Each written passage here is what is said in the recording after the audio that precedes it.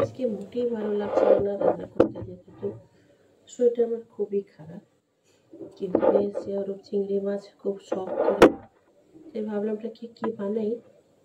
তো এখন ট্রাই করছি, এটা ঝটপট করে বানাবো।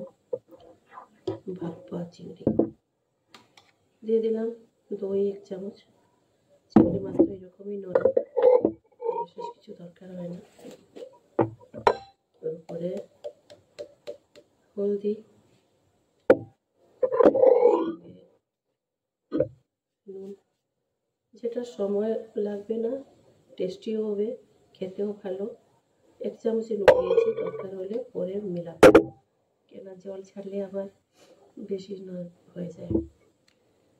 এটা ছিল আমার সরষে বাটা।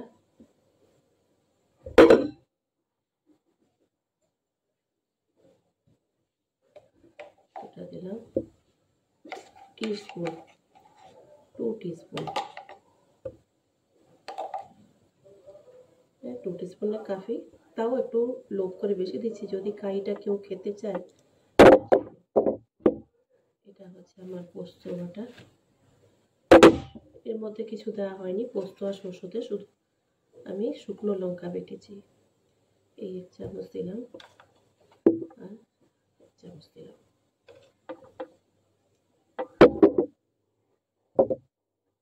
হয়ে গেল।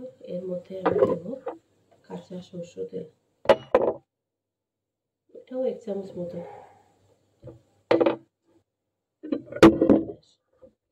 এর সঙ্গে একটু টমেটো মিলাবো, যেটা আগে এটা মিক্স করে দেবো।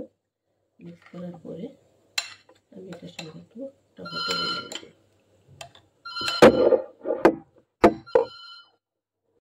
মনে হচ্ছে সরষে একটু কম হবে, তার জন্য আমি 1 চামচ এক্সট্রা একটু দিলাম, কেননা পোস্তটা মনে হচ্ছিল একটু বেশি।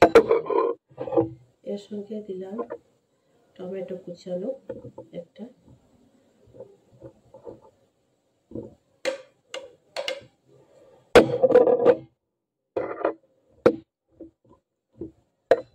ব্যাস হয়ে গেছে।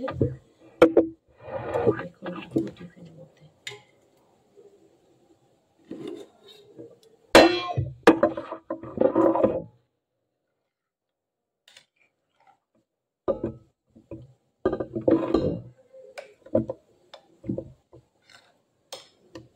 এটা যত হেলদিও হবে, বেশি তেল দিয়ে ভাজা টাজা অনেক কিছু করিনি, তার সঙ্গে এটা টাইমও বেশি লাগবে না। সব মাখিয়ে বসিয়ে দিলাম, সবার জন্য ভালো। যদি ব্যাচেলার কেউ থাকে ওরাও খেতে পারে এই জিনিসটা।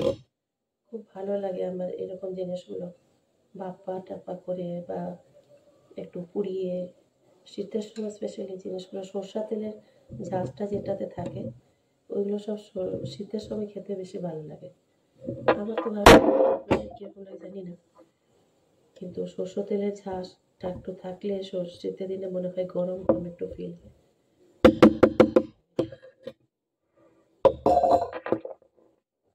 আরেকটা জিনিস দেবো, এখানে দেখছেন এটা হচ্ছে কোকোনাট পাউডার। এটা চিংড়ি মাছের সঙ্গে খুব ভালো যায়, তার জন্য শুধু স্প্রেড করে দেবো একটু একটু করে গুঁড়োটা। 1 চামচও না, তার থেকে একটু কমই হবে। এরকম দিয়ে দিলাম। তার সঙ্গে হালজিরা মাছ থেকে হচ্ছে লঙ্কা আর একটু ধনিয়া পাতা কুচানো। হয়ে গেল। ব্যবসাটাকে আমি বসিয়ে দেবো। বসেছে আমার স্টিমার, এটা 1.5 ঢোকলা আমি সব করি। তার মধ্যে দিয়ে দিয়েছি অল্প জল, আর একটা আছে স্ট্যান্ড, স্ট্যান্ডটা দিয়ে রাখলে আর জলটা আসবে না উপরে। তার মধ্যে দিয়ে দিলাম টিফিনটা।